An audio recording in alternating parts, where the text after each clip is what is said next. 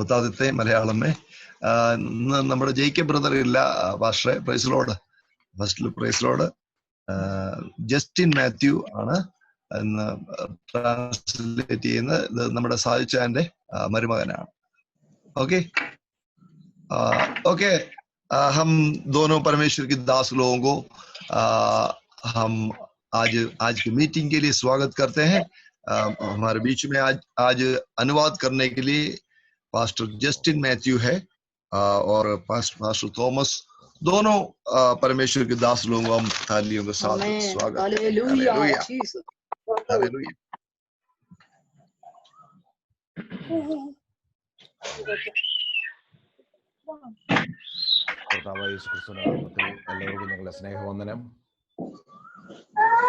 प्रभु यीशु मसीह के नाम से सभी को अपना अभिनंदन व्यक्त करता हूँ.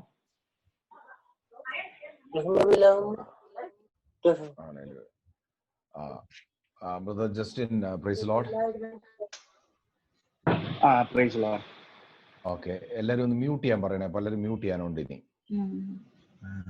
सभी लोग अपना ऑडियो म्यूट कर लीजिए. जिनका ऑडियो म्यूट नहीं है सभी लोग अपना ऑडियो म्यूट कर लीजिए. സ്തോത്രം. ദൈവമർമ്മമായ ക്രിസ്തുവിനെ കുറിച്ചാണല്ലോ നമ്മൾ പഠിച്ചു വരുന്നത്. जो प्रभु यीशु मसीह का रहस्य है, प्रभु यीशु मसीह, उसके विषय में हम पढ़ रहे थे. ദൈവമക്കളായ നാം, ക്രിസ്തു യേശുവിനെ കൈക്കൊണ്ടവരായ നാം, जिन लोगों ने भी प्रभु यीशु मसीह पर विश्वास किया है, उसे अपनाया है, യേശു ക്രിസ്തുവുമായിട്ടുള്ള കൂട്ടായ്മയിൽ നടക്കണം. प्रभु यीशु मसीह के साथ में संगति में हमें बढ़ना है. ക്രിസ്തുവിൽ വേരൂന്നണം, और उसमें जड़ पकड़ना है. ക്രിസ്തുവിൽ ഉറയ്ക്കണം, उसमें ही नींव डालनी है. ക്രിസ്തുവിൽ വളരണം, उसी में हमें बढ़ना है. ക്രിസ്തുവിനെ കുറിച്ചുള്ള പരിജ്ഞാനം നാം പ്രാപിക്കണം. प्रभु यीशु मसीह के जो ज्ञान में हमें बढ़ना है. ക്രിസ്തുവിനെ കുറിച്ചുള്ള വ്യക്തിപരമായ വെളിപ്പാട് നാം പ്രാപിക്കണം. और मसीह में जो व्यक्तिगत प्रकाशन है जो हमें प्रभु यीशु मसीह देते हैं, उसमें हमें बढ़ना है. ഇതിനെ കുറിച്ചൊക്കെയാണ് നാം ഇതുവരെ പഠിച്ചുകൊണ്ടിരുന്നത്.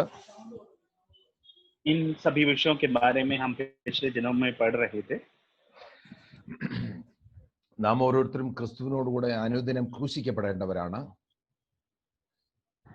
हम सभी लोग मसीह के साथ हर एक दिन क्रूस पर चढ़ाए जाने चाहिए. ക്രിസ്തു വ്യക്തിപരമായി നമുക്ക് ഓരോരുത്തർക്കും വെളിപ്പെട്ടിരിക്കണം. और हर एक के जीवन में प्रभु यीशु मसीह प्रकट होने चाहिए. ക്രിസ്തു നമ്മിൽ ഉരുവാകണം. और प्रभु यीशु मसीह हमारे में जन्म लेना है. ക്രിസ്തുവിനെ കുറിച്ചുള്ള പരിജ്ഞാനം പ്രാപിക്കണം. मसीह की समझ हमें होनी चाहिए. ദൈവം തരുന്ന പരിജ്ഞാനവുമുണ്ട്, ദൈവത്തെക്കുറിച്ചുള്ള പരിജ്ഞാനവുമുണ്ട്.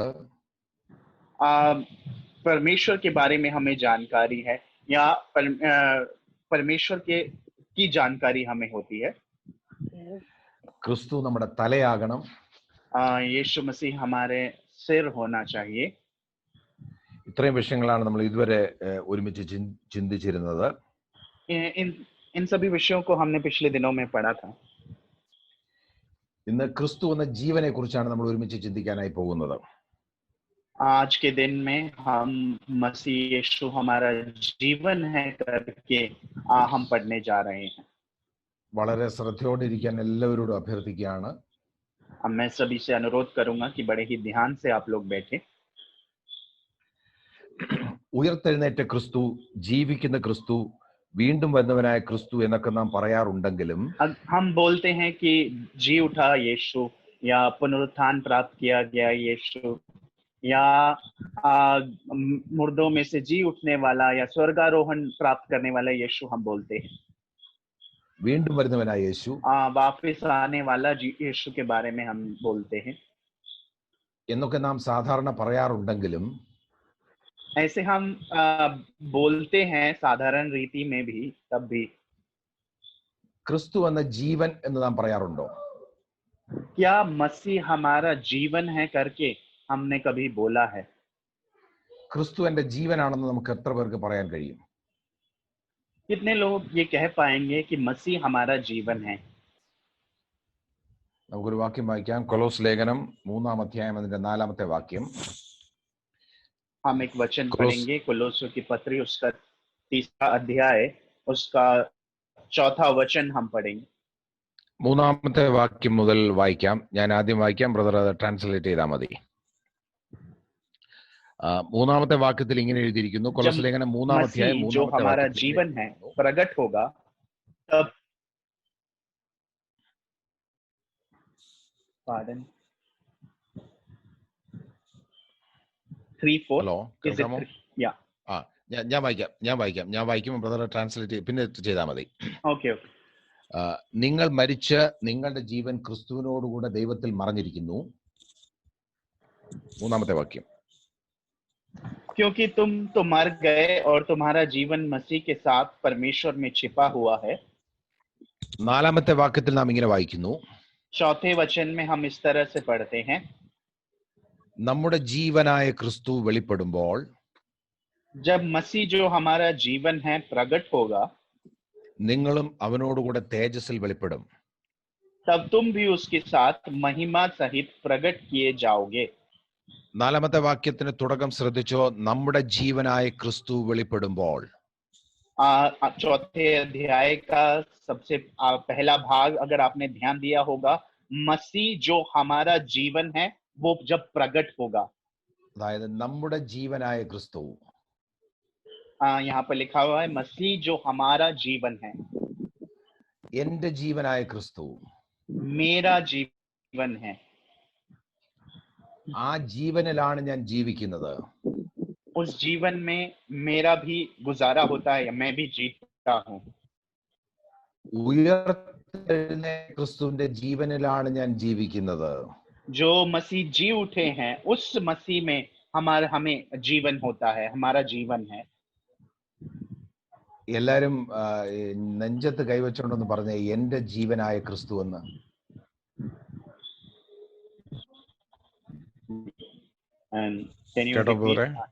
No, I didn't hear. Okay, എല്ലാവരും നെഞ്ചത്ത് കൈവച്ചോണ്ട് പറഞ്ഞാട്ടെ എന്റെ ജീവനായ ക്രിസ്തു. सभी लोग अपने हृदय पर हाथ रख के कहेंगे मसीह जो हमारा जीवन है.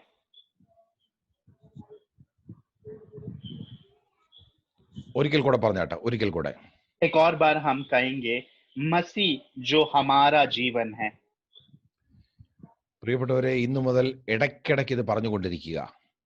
प्रभु के लोगों, अब जब आपके जीवन में ये बार बार दोहराते रहिए इस बात को എന്റെ ജീവനായ ക്രിസ്തു, कि मसीह जो मेरा जीवन है. എന്റെ ജീവനായ ക്രിസ്തു, मसीह जो मेरा जीवन है. ഇത് തന്നെ തുടർച്ചയായി പറഞ്ഞുകൊണ്ടേയിരിക്കും. और यही बार बार अपने जीवन में कहते रहें, दोहराते रहें. അങ്ങനെ പറഞ്ഞു കഴിഞ്ഞാൽ കുറച്ച് സമയം കഴിയുമ്പോൾ നമുക്ക് മനസ്സിലാകും ആ ജീവനിലാണ് ഞാൻ ജീവിക്കുന്നതെന്ന്. अगर मैं वो वैसा दोहराता रहूंगा तो मुझे समझ में आएगा कि उसी जीवन में मैं भी जीवन प्राप्त करता हूँ. നമ്മുടെ വിശ്വാസ ജീവിതത്തിന് ഒരു എക്സൈറ്റ്മെന്റ് ഉണ്ടാകണമെങ്കിൽ അങ്ങനെ പറഞ്ഞുകൊണ്ടിരിക്കുക. हमारे विश्वास के जीवन में एक उत्तेजना होनी है, तो ये बात को हम फिर दोहराते रहें. ഒരിക്കൽ കൂടെ ഞാൻ പറയാം, എന്റെ ജീവനായ ക്രിസ്തു. एक और बार मैं कहूंगा मसीह जो मेरा जीवन है. ഈ ജീവന്റെ പ്രത്യേകതകൾ എന്തൊക്കെയാണെന്ന് നമുക്ക് നോക്കാം. हम देखेंगे कि इस जीवन की खासियतें क्या-क्या है, क्या-क्या गुण हैं. അത് നിത്യമാണ്, എവർലാസ്റ്റിംഗ് ആണ്. वो हमेशा बना रहता है, यानी कि अनंत है. ഏത് ട്രയൽസിനെയും ടെംപ്ടേഷനെയും അതിജീവിക്കാൻ കെൽപ്പുള്ളതാണ്. वो जीवन किसी भी परीक्षाओं को या किसी भी प्रलोभनों को जीत लेने वाला है. റോമൻസ് 8:17 നാം വായിക്കുന്നു, നാം ദൈവത്തിന്റെ മക്കളും ക്രിസ്തുവിൽ കൂട്ടവകാശികളുമാണെന്ന്. रोमियो 8:17 में हम पढ़ते हैं कि हम मसीह के संतान और उसके संगी वारिस हैं. അപ്പോൾ ക്രിസ്തുവിൽ ഉള്ളതിനെല്ലാം കൂട്ടവകാശികളാണ് നാം. और मसीह में जो हैं हम भी उसके संगी वारिस हैं. ആ അവകാശങ്ങളെല്ലാം അനുഭവിക്കുവാനും ആസ്വദിക്കുവാനും നമ്മെ പ്രാപ്തരാക്കുന്നതാണ് ഈ ജീവൻ. और उस जीवन को अनुभव करने के लिए और प्राप्त करने के लिए ये जीवन हमें दिया गया है. എല്ലാ ആത്മീക അനുഗ്രഹങ്ങളും പ്രാപിക്കുവാൻ നമ്മെ പ്രാപ്തരാക്കുന്നതാണ് ഈ ജീവൻ. ये जीवन ऐसा एक जीवन है जो सभी आत्मिक वरदानों को हम अपने जीवन में जिससे अनुभव कर सकते हैं. അങ്ങനെയാണല്ലോ എഫെസ്യ ലേഖനം 1:3 നാം വായിക്കുന്നത്. ऐसे ही हम एफिसियों की पत्री उसका पहला अध्याय उसके 3री आयत में पढ़ते हैं. സ്വർഗത്തിലെ സകല ആത്മീയ അനുഗ്രഹങ്ങളാൽ ക്രിസ്തുയേശുവിൽ നമ്മെ അനുഗ്രഹിച്ചിരിക്കുന്നവനായ ദൈവമെന്ന कि मसीह ने हमें सारी स्वर्गीय आशीषों में हमें भी आशीषित किया है करके हम पढ़ते हैं. നാം ഈ ജീവനിൽ ഈ ജീവൻ നമ്മിൽ ഉണ്ടെന്നും അതിലാണ് നാം ജീവിക്കുന്നതും എന്നും തിരിച്ചറിയുമ്പോൾ जब मुझे ये पता चलता है कि वो जीवन है और उस जीवन में मैं अपना जीवन जीता हूँ, സകല ആത്മീക അനുഗ്രഹങ്ങളും പ്രാപിക്കുവാനുള്ള ഒരു തലത്തിലേക്ക് നമുക്ക് വളരുവാൻ കഴിയും. तो हम एक ऐसे जीवन में प्रवेश करते हैं कि हम सारे उस जीवन के आत्मिक वरदानों को अपने जीवन में अनुभव कर सके. ഈ ജീവന്റെ മറ്റൊരു പ്രത്യേകത इस जीवन का एक और खासियत है, നമ്മെ പ്രത്യാശയിൽ നിലനിർത്തുന്നതും हमारे को आशा में वो मजबूत करता है. ആ പ്രത്യാശ നമ്മിൽ വർദ്ധിപ്പിക്കുന്നതുമാണ് ഈ ജീവൻ. और उस आशा को हमारे जीवन में दिन प्रतिदिन बढ़ाता रहता है. ഇന്ന് നമ്മുടെ ഇടയിൽ വിശ്വാസികളുടെ ജീവിത രീതി നോക്കിയാൽ आजकल अगर हमारे विश्वासियों का जीवन शैली को अगर देखा जाए, മിക്കവാറും വിശ്വാസികളെല്ലാം ഒരു സാധാരണ ജീവിതം നയിക്കുന്നവരാണ്. कई बार देखा जाता है कि हमारे विश्वासी लोग एक साधारण जीवन जीते हैं. ഞാൻ പല പ്രാവശ്യം ഇപ്പോൾ പറഞ്ഞു കഴിഞ്ഞു, നമ്മുടെ ആരാധന രീതി മാറി. हमारा आराधना का जो शैली है वो बदल गया है. ആരാധനാ സ്ഥലം മാറി. आराधना का जो जगह है वो बदल गया है इन दिनों में. ബാഹ്യമായ ചില വ്യത്യാസങ്ങൾ നമുക്ക് ഉണ്ടായിട്ടുണ്ട്. बाहरी रीति से कई सारे बदलाव हमारे जीवन में हमें देखने को मिले हैं. എന്നാൽ അതിലപ്പുറമായി നമുക്ക് എന്തൊക്കെ മാറ്റങ്ങൾ ഉണ്ടായിട്ടുണ്ട്? लेकिन उसके अलावा भी मेरे जीवन में क्या क्या बदलाव हुआ है. രക്ഷിക്കപ്പെട്ടു, സ്നാനപ്പെട്ടു, हमने उद्धार प्राप्त किया, बपतिस्मा लिया, ചിലരൊക്കെ പരിശുദ്ധാത്മാഭിഷേകം പ്രാപിക്കുന്നു, और कुछ लोग पवित्र आत्मा का बपतिस्मा पाते हैं. നമുക്കൊരു കൂട്ടായ്മയുണ്ട്, ഒരു സഭയുണ്ട്. हमारे को एक संगति है, परमेश्वर ने हमें एक सभा को दिया है. ഇതൊക്കെ നല്ലതാണ്, ഇതൊക്കെ വേണ്ടത് തന്നെയാണ്. ये सब जरूरी है और ये सब हमारे लिए आवश्यक भी है. എന്നാൽ ഇതിനപ്പുറത്തേക്ക് നാം വളരാൻ തയ്യാറായിട്ടുണ്ടോ? നമുക്ക് വളരാൻ കഴിഞ്ഞിട്ടുണ്ടോ? क्या इसके ऊपर भी हमने कभी अपने जीवन में या बढ़ने की कोशिश किया है, या हम इसमें बढ़े हैं? വളരണമെങ്കിൽ ക്രിസ്തു എന്ന ജീവനിലാണ് ഞാൻ ജീവിക്കുന്നു എന്നുള്ള തിരിച്ചറിവ് നാം പ്രാപിക്കണം. अगर हमें बढ़ना है तो मुझे ये पहचानना होगा, मसीह जो हमारा जीवन है उस सत्य में मुझे बढ़ना होगा. നമുക്കറിയാം പരിശുദ്ധാത്മാവ് നമ്മിൽ വസിക്കുന്നു. हम जानते हैं कि पवित्र आत्मा हम में वास करता है. മഹത്വത്തിന്റെ പ്രത്യാശയായ ക്രിസ്തു നമ്മിൽ വസിക്കുന്നു. और जो महिमा की आशा है वो मसीह हमारे में वास करता है. ഇതൊക്കെ യാഥാർത്ഥ്യം തന്നെയാണ്. और ये बिल्कुल ही सच्चाई है, वास्तविकता है. പക്ഷേ ആ ക്രിസ്തു എന്റെ ജീവനാണെന്നും लेकिन वो मसीह मेरा भी जीवन है, ആ ജീവനിലാണ് ഞാൻ ജീവിക്കുന്നതുമുള്ള തിരിച്ചറിവ് you have to repeat. ആ ജീവനിലാണ് ഞാൻ ജീവിക്കുന്നതുമുള്ള എന്നുമുള്ള തിരിച്ചറിവ് और उस जीवन में ही मैं अपना जीवन बिताता हूं, और उसका एक आपको दिन प्रतिदिन प्रकाशन होना जरूरी है. അത് നമ്മുടെ വിശ്വാസത്തെ മാറ്റിമറിക്കും. और वो अगर हमारे जीवन में है तो मेरे विश्वास में एक बहुत बड़ा फेर बदल वो लेकर आता है. യഥാർത്ഥത്തിൽ വിശ്വാസ ജീവിതത്തിലെ ഏറ്റവും കാതലായ കോർ സബ്ജക്റ്റ് ഇതാണ്. और विश्वास जीवन में सबसे महत्वपूर्ण जो विषय है और जो उसके सबसे मुख्य विषयों में आता है वो यही एक विषय है। അതായത് ക്രിസ്തു എന്ന ജീവനിലാണ് ഞാൻ ജീവിക്കുന്നത്. वो ये है कि मैं मसीह जो मेरा जीवन है उसमें जीता हूं। ആ ജീവനിൽ ജീവിക്കുവാൻ മാത്രമല്ല, उस जीवन में केवल आपको जीना नहीं है, അതായത് വെറുതെ ഒരു വിശ്വാസ ജീവിതം നയിക്കുവാൻ വേണ്ടി മാത്രമല്ല ദൈവം നമ്മളെ വിളിച്ചിരിക്കുന്നത്. इसका मतलब ये है कि एक केवल एक साधारण विश्वास का जीवन हमें जीना है ऐसे करके नहीं है। ആ ജീവന്റെ സമൃദ്ധിയിൽ ജീവിക്കുവാനാണ്. उस जीवन की बहुतायत में हमें जीना है। അങ്ങനെയാണ് ജോൺ 10:10 നാം വായിക്കുന്നത്. और वही हम यूहन्ना 10:10 में पढ़ते हैं। മോഷ്ടിപ്പാനും അറുപ്പാനും ഉടുപ്പാനും അല്ലാതെ കള്ളൻ വരുന്നില്ല. कि चोर जो आता है वो चोरी करने, घात करने और हत्या करने के लिए आता है। അവർക്ക് ജീവൻ ഉണ്ടാകുവാനും സമൃദ്ധിയായിട്ടുണ്ടാകാനും അത്രേ ഞാൻ വന്നിരിക്കുന്നത്.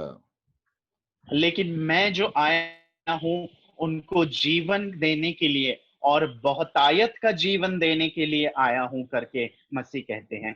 അപ്പോൾ ക്രിസ്തു എന്റെ ജീവനാണെന്നും तो मसीह मेरे जीवन है, ആ ജീവനിലാണ് ഞാൻ ജീവിക്കുന്നുവെന്നും തിരിച്ചറിഞ്ഞാൽ മാത്രം പോരാ, और उस जीवन में मैं भी जीता हूं केवल यही बात हमें पहचान कर काफी नहीं हो जाता। ആ ജീവന്റെ സമൃദ്ധിയിലേക്ക് വളരുവാൻ നമുക്ക് കഴിയണം. उस जीवन की बहुतायत में या बढ़ोतरी में हमें दिन प्रतिदिन बढ़ते जाना है। അവിടെയും തീരുന്നില്ല. और वहां पर भी खत्म नहीं होता है। ആ ജീവനിൽ വാഴുവാൻ നമുക്ക് കഴിയണം. उस जीवन में राज करने के लिए भी हमें होना चाहिए। അങ്ങനെയാണ് റോമൻസ് 5:17 നാം വായിക്കുന്നത്. वैसे वही हम रोमी 5:17 में पढ़ते हैं।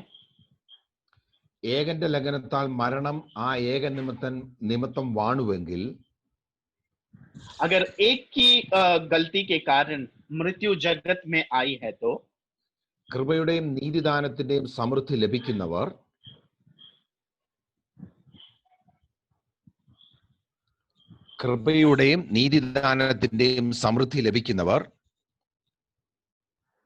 और तो जो लोग अनुग्रह और धर्म रूपी वरदान भरतायत से पाते हैं वे मनुष्य के യേശു ക്രിസ്തു എന്ന ഏകൻ നിമിത്തം, अर्थात यीशु मसीह के द्वारा अवश्य ही ഏറ്റവും അധികമായി ജീവനിൽ വാഴും. ഏറ്റവും അധികമായി ജീവനിൽ വാഴും. अनंत जीवन में राज्य करेंगे. അപ്പോൾ പ്രിയപ്പെട്ടവരെ, നാം പുതിയൊരു ജീവനിലേക്ക് കടന്നിരിക്കുകയാണ്. तो प्रभु के लोगों, हमने एक नए जीवन में प्रवेश किया है. റോമൻ 6 നാം വായിക്കുന്നത് ജീവന്റെ പുതുക്കത്തിൽ നടക്കണമെന്നാണ്. रोमी 6 अध्याय में हम पढ़ते हैं कि उस जीवन के नएपन में हमें बढ़ना है. ജോൺ 10 നാം വായിച്ചത് ജീവന്റെ സമൃദ്ധിയിലേക്ക് നാം വളരണമെന്നാണ്. यूहन्ना 10 में हमने पढ़ा है कि उस जीवन की बहुतायत में हमें बढ़ना है. ഇവിടെ നാം വായിച്ചത് ആ ജീവനിൽ നാം വാഴുകയും ചെയ്യണമെന്നാണ്. और यहाँ पर हम पढ़ते हैं उस जीवन में मुझे राज भी करना है या मैं राज भी करता हूं करके. ഏത് ജീവനെ കുറിച്ചാണ് നമ്മൾ ഈ സംസാരിക്കുന്നത്? ये किस जीवन की हम बात कर रहे हैं? റോമൻസ് 6 അധ്യായം, റോമൻ 6, 9 and 10 അത് എഴുതിയിട്ടുണ്ട്. रोमियो 6 अध्याय उसका 9 और 10 में हम उसे पढ़ते हैं. അവിടെ നാം ഇങ്ങനെ വായിക്കുന്നു. वहां पर हम इस तरह से पढ़ते हैं, ക്രിസ്തു മരിച്ചിട്ട് ഉയർത്തെഴുന്നേറ്റിരിക്കുകയാൽ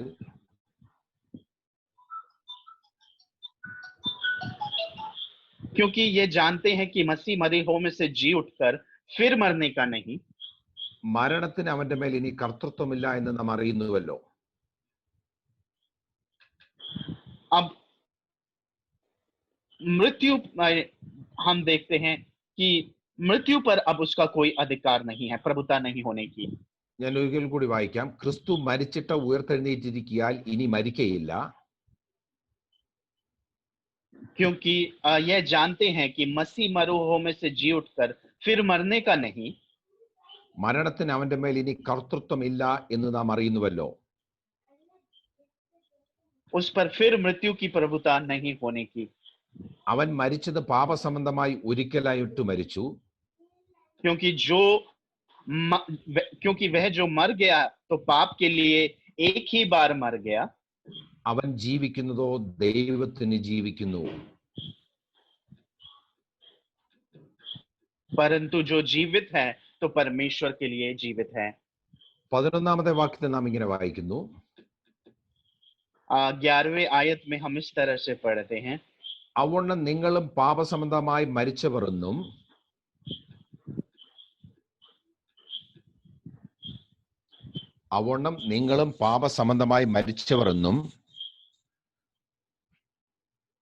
Romans 6:11 तुम भी अपने आप को पाप के लिए तो मरा, परंतु परमेश्वर के लिए मसीह यीशु में जीवित समझो। ക്രിസ്തുവേശുവിൽ ദൈവത്തിന് ജീവിക്കുന്നവരെന്നും നിങ്ങളെ തന്നെ എണ്ണുവിൻ. ऐसे ही तुम भी अपने आप को पाप के लिए तो मरा, परंतु परमेश्वर के लिए मसीह यीशु में जीवित समझो। ക്രിസ്തു മരിച്ചിട്ട് ഉയർത്തെഴുന്നേറ്റിരിക്കുകയാണ്. तो अब हम देखते हैं कि मसीह मरे हुओं में से जीवित हो गया है. മരണത്തിന് ഇനി അവന്റെ മേൽ ഒരു കർത്തൃത്വവുമില്ല. और मृत्यु का अब उस पर कोई भी प्रभुता नहीं है या अधिकार नहीं है. അവൻ ദൈവത്തിനായിട്ട് ജീവിക്കുന്നു. वो परमेश्वर के लिए जीता है.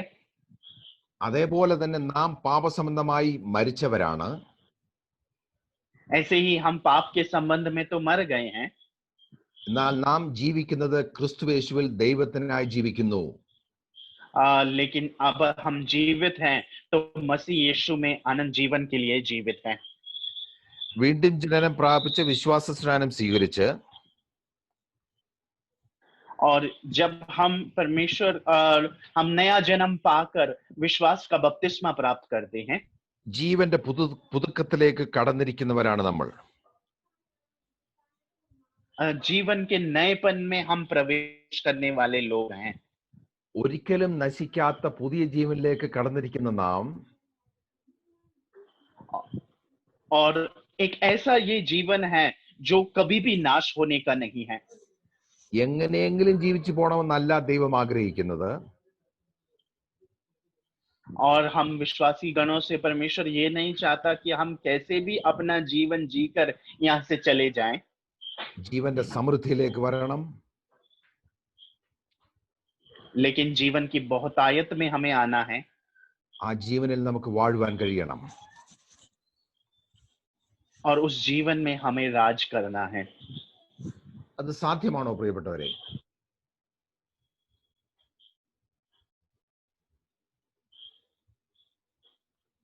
അത് സാധ്യമാണോ പ്രിയപ്പെട്ടവരെ? क्या वो हमारे जीवन में साध्य है? തീർച്ചയായിട്ടും സാധ്യമാണ്.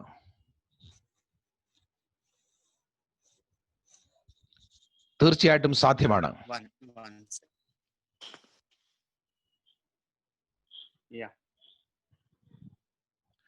തീർച്ചയായിട്ടും അത് സാധ്യമാണ്. वो हमारे जीवन में अवश्य ही हो सकता है. പക്ഷെ നമ്മുടെ ജീവിതത്തിൽ എന്തുകൊണ്ട് ഈ തലങ്ങളിലേക്ക് വളരാൻ നമുക്ക് കഴിയുന്നില്ല?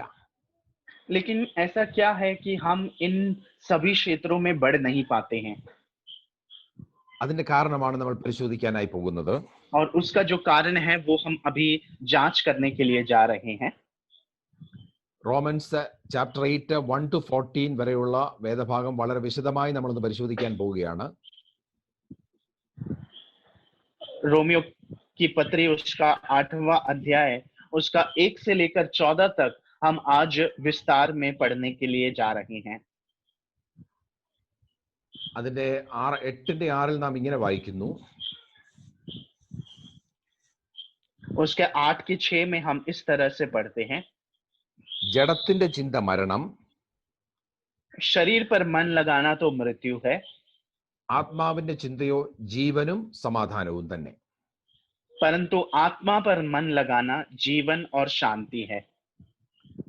പ്രത്യേകം നമ്മൾ ഒന്നുകൂടെ ശ്രദ്ധിച്ച് വായിച്ച്, ജഡത്തിന്റെ ചിന്ത മരണം, ध्यान से हम एक और बार इसे पढ़ेंगे. शरीर पर मन लगाना तो मृत्यु है, ആത്മാവിന്റെ ചിന്തയോ ജീവനും സമാധാനവും തന്നെ. परंतु आत्मा पर मन लगाना जीवन और शांति है. അതിന്റെ ഒന്നാമത്തെ വാക്യം 8ന്റെ 1ഉം 2ഉം നമുക്കൊന്ന് വായിക്കാം. 8 का 1 और पहला और दूसरा वचन हम पढ़ेंगे. അതുകൊണ്ട് ഇപ്പോൾ ക്രിസ്തുവേശുവിൽ ഉള്ളവർക്ക് ഒരു ശിക്ഷാവിധിയുമില്ല. अतः अब जो यीशु में हैं उन पर दंड की आज्ञा नहीं है. ജീവന്റെ ആത്മാവിന്റെ പ്രമാണം എനിക്ക്, क्योंकि वह शरीर के अनुसार नहीं वरन आत्मा के अनुसार चलते हैं. പാപത്തിന്റെയും മരണത്തിന്റെയും പ്രമാണത്തിൽ നിന്ന് ക്രിസ്തുവേശുവിൽ സ്വാതന്ത്ര്യം വരുത്തിയിരിക്കുന്നു. क्योंकि जीवन की आत्मा की व्यवस्था ने मसीह यीशु को मुझे पाप और मृत्यु की व्यवस्था से स्वतंत्र कर दिया है. ഒന്നാമത്തെ വാക്യത്തിൽ മലയാളത്തിൽ ഒരു സെന്റൻസ് അവിടെ മിസ്സിംഗ് ആണ്. ഹിന്ദിയിൽ അതുണ്ടോ എന്ന് എനിക്കറിയില്ല. जो 8 का पहला आयत है उसमें मलयालम में एक भाग वहां पर नहीं लिखा गया है. അതുകൊണ്ട് ക്രിസ്തുവേശുവിൽ ഉള്ളവർക്ക് ഇപ്പോഴൊരു ശിക്ഷാവിധിയും ഇല്ല എന്ന് മാത്രമേ മലയാളത്തിലുള്ളൂ. मलयालम में केवल यही लिखा हुआ है कि अतः जो आप यीशु में हैं उन पर दंड की आज्ञा नहीं है. എന്നാൽ കേജവിൽ ഇത്രയും കൂടിയുണ്ട്, ജഡത്തെ അനുസരിച്ച് നടക്കുന്നവർക്കല്ല മറിച്ച് ആത്മാവിനെ അനുസരിച്ച് നടക്കുന്നവർക്ക്. അത്രയും കൂടെ ഉണ്ട്. लेकिन हम वहां पर ब्रैकेट्स में लिखा हुआ देख सकते हैं हिंदी के ट्रांसलेशन में, क्योंकि वे शरीर के अनुसार नहीं वरन आत्मा के अनुसार चलते हैं. അപ്പോൾ ഇപ്പോൾ ക്രിസ്തുവേശുവിലുള്ളവർക്ക് ശിക്ഷാവിധി ഇല്ല. तो इसका अर्थ ये है कि जो मसीह में हैं उन पर अब दंड की आज्ञा नहीं है. അത് ആത്മാവിനെ അനുസരിച്ച് നടക്കുന്നവർക്കാണ് ഇപ്പോൾ ശിക്ഷാവിധി ഇല്ലാത്തത്. वो जो आत्मा के अनुसार चलते हैं उन पर न दंड की आज्ञा नहीं है. അപ്പോൾ ആത്മാവിനെ അനുസരിച്ച് നടന്നില്ലെങ്കിൽ ശിക്ഷാവിധിയിലേക്ക് പോകാനുള്ള സാധ്യതയുണ്ട്.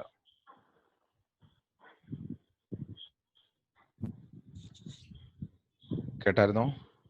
तो आत्मा के अनुसार अगर हम അപ്പോൾ ആത്മാവിനെ അനുസരിച്ച് നടന്നില്ലെങ്കിൽ ശിക്ഷാവിധിയിലേക്ക് പോകാനുള്ള സാധ്യതയുണ്ട്. तो अगर हम आत्मा के अनुसार नहीं चलते हैं तो उसका अर्थ ये है कि हम पर भी दंड की आज्ञा वो आ सकती है. അതാണ് 6ാമത്തെ വാക്യത്തിൽ നാം വായിച്ചത്, ജഡത്തിന്റെ ചിന്ത മരണം. इसीलिए वही बात हमने 6ठे आयत में इस तरह से पढ़ी कि शरीर पर मन लगाना तो मृत्यु है. നാം ജഡത്തിന്റെ ചിന്തകളിൽ തന്നെ മുഴുകി ജീവിച്ചാൽ, अगर हम शरीर पर ही मन लगाते हुए उसी में बढ़ते जाते हैं, അത് മരണത്തിലേക്ക് നയിക്കപ്പെടുവാനുള്ള സാധ്യതയുണ്ട്. वो उसका अगर हम उसमें ही चलते रहते हैं तो वो हमें मृत्यु की ओर बढ़ाती जाएगी. ആത്മീയ മരണത്തിലേക്ക് നയിക്കപ്പെടാനുള്ള സാധ്യതയുണ്ട്. आत्मिक मृत्यु की ओर वो हमें बढ़ाएगी. ജീവന്റെ പ്രമാണത്താലാണ് നാം വീണ്ടെടുക്കപ്പെട്ടത്.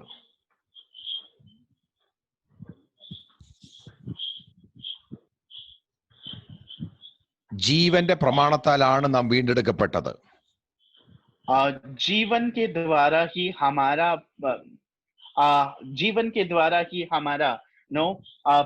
पुनर्जन्म हुआ है या ये नया जीवन हमने प्राप्त किया है.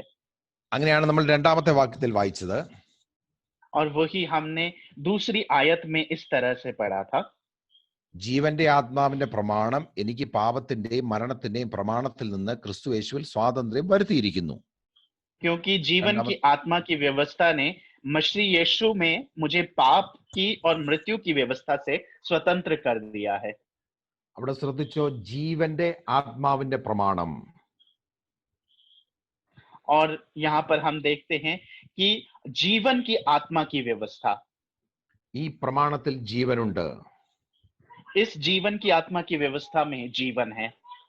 ആ ജീവന്റെ പ്രമാണത്താലാണ് നാം വീണ്ടെടുക്കപ്പെട്ടത്. और इस जीवन की आत्मा की व्यवस्था में हमारा नया जन्म हुआ है. വീണ്ടെടുക്കപ്പെടുന്നതിന് വേണ്ടി മാത്രമായിരുന്നില്ല ആ പ്രമാണം. और केवल एक छुटकारे के लिए ही नहीं था ये जो जीवन की आत्मा की व्यवस्था थी. വീണ്ടെടുക്കപ്പെട്ട അവസ്ഥയിൽ തുടരുന്നതിനും കൂടിയാണ് ആ പ്രമാണം. और ये व्यवस्था हमारे छुटकारे पाए हुए जीवन में बने रहने के लिए भी ये व्यवस्था थी. അപ്പോൾ പ്രമാണത്തിൽ ജീവനുണ്ട്.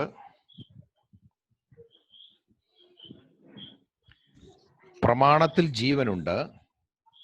इस जीवन की आत्मा की व्यवस्था में जीवन है. നാം പ്രമാണം അനുസരിച്ച് ജീവിക്കാൻ തുടങ്ങിയാൽ अगर हम उस जीवन की आत्मा की व्यवस्था में के अनुसार जीवन बिताते हैं, ബൈബിളിനെ നമ്മുടെ ജീവിതത്തിൽ നമ്പർ 1 പ്രയോറിറ്റി കൊടുത്താൽ, अगर परमेश्वर के वचन को अपने जीवन में हम सबसे पहला स्थान देते हैं, ആ പ്രമാണത്തിലുള്ള ജീവൻ നമ്മുടെയും ജീവനായിട്ട് മാറും. और उस व्यवस्था में, आत्मा की व्यवस्था में जो जीवन है वो हमारे जीवन भी बनेगा. ആ ജീവനിൽ നാം ജീവിക്കാൻ തുടങ്ങും. और उस जीवन में हम जीना शुरू करेंगे. ആ ജീവന്റെ സമൃദ്ധിയിലേക്ക് നമുക്ക് വളരാൻ കഴിയും. उस जीवन के बहुतायत में हम बढ़ना शुरू करेंगे. ആ ജീവനിൽ നമുക്ക് വാഴുവാൻ കഴിയും. और उस जीवन में हम राज करेंगे. हालेलुया. ഇതൊക്കെ വിശ്വാസ ജീവിതത്തിന്റെ പല ലെവൽസ് ആണ്. ये विश्वास जीवन के एक अलग अलग स्टेजेस हैं या अलग अलग पड़ाव हैं. ഈ ഹയർ ലെവലിലേക്ക് വളരുവാനാണ് ദൈവം നമ്മളെ കുറിച്ച് ആഗ്രഹിക്കുന്നത്. और इस जीवन के एक उच्च स्तर पर पहुंचने के लिए, एक सबसे ऊंचे पड़ाव पर पहुंचने के लिए परमेश्वर चाहता है. പക്ഷെ എന്നെ കേൾക്കുന്നവരോട് ഞാനും ചോദിക്കട്ടെ, लेकिन जो मेरे सुनने वाले हैं उनसे मैं ये पूछना चाहता हूं, ഈ ജീവനിലാണ് നാം ജീവിക്കുന്നതെന്ന് തിരിച്ചറിയാൻ തുടങ്ങിയിട്ടുണ്ടോ? क्या इस जीवन में हम जीवन बिता रहे हैं या ये हमारा जीवन है? क्या हमने उसे पहचाना है? തിരിച്ചറിയാത്ത അനേക വിശ്വാസികളെ ഞാൻ നേരിട്ട് കണ്ടിട്ടുണ്ട്. और इस जीवन को ना पहचानने वाले कई सारे लोगों को मैंने आमने सामने देखा है. പ്രിയപ്പെട്ടവരെ, നാം അങ്ങനെ ആകരുത്. परमेश्वर के लोगों, हम ऐसा ना हो. വിശുദ്ധ വേദപുസ്തകം ജീവന്റെ പ്രമാണമാണ്. परमेश्वर का वचन जीवन की व्यवस्था है. ആ പ്രമാണത്തിൽ ജീവനുണ്ട്. और उस व्यवस्था में जीवन है. ആ പ്രമാണത്തിൽ നാം ജീവിക്കുകയും വളരുകയും ചെയ്യുമ്പോൾ, और उस व्यवस्था में अगर हम अपना जीवन बिताते हैं और उसमें हम बढ़ते हैं, तो ഈ ഉയർന്ന തലങ്ങളിലേക്ക് നമുക്ക് വളരുവാൻ കഴിയും. ये और अधिक ऊंचे स्तर तक पहुंचने के लिए या एक ऊंचे पड़ाव में हमें पहुंचने के लिए मदद करता है. 1 യോഹന്നാൻ 3:14 നാം ഇങ്ങനെ വായിക്കുന്നു. 1 John 3:14. पहला यूहन्ना 3:14 में हम इस तरह से पढ़ते हैं, നാം മരണം വിട്ട ജീവനിൽ കടന്നിരിക്കുന്നു എന്നാണ് അവിടെ വായിക്കുന്നത്.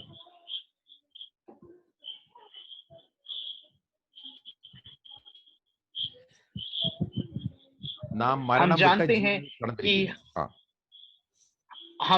हैं कि हम मृत्यु से पार होकर जीवन में पहुंचे हैं क्योंकि हम भाइयों से प्रेम रखते हैं. അപ്പോൾ നാം മരണം വിട്ട് ജീവനിലേക്ക് കടന്നിരിക്കുന്നവരാണ്.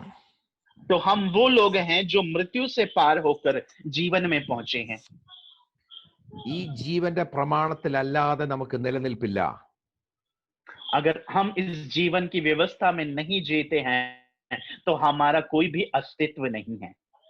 അതുകൊണ്ടാണ് കഴിഞ്ഞ ദിവസങ്ങളിലെല്ലാം ഞാൻ പറഞ്ഞു വരുന്നത്, വിശ്വാസ ജീവിതത്തിന് നാം വിചാരിക്കുന്നതിനേക്കാൾ പ്രാധാന്യമുണ്ട്.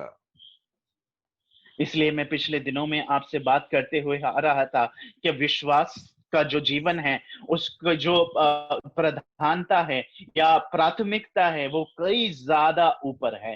നാം ഓരോരുത്തരും ക്രിസ്തുവിൽ ജീവിക്കുന്നവരാണ്. हम में से हर एक जन मसीह में जीवने वाले लोग हैं. ആ പദവിയുടെ പ്രാധാന്യം നാം ഓരോരുത്തരും തിരിച്ചറിയണം.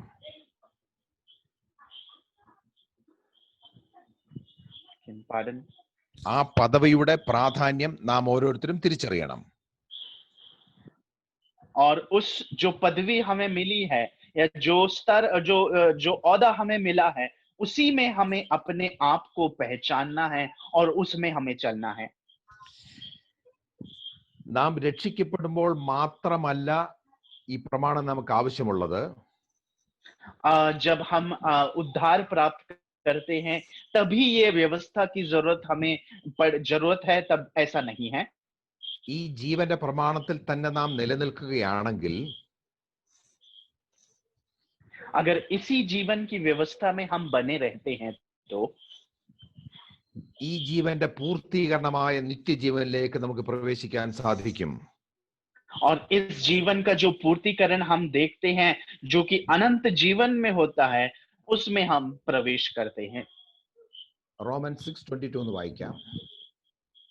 रोमियो 6 का 22 अगर हम पढ़ते हैं, അവിടെ നാം ഇങ്ങനെ വായിക്കുന്നു.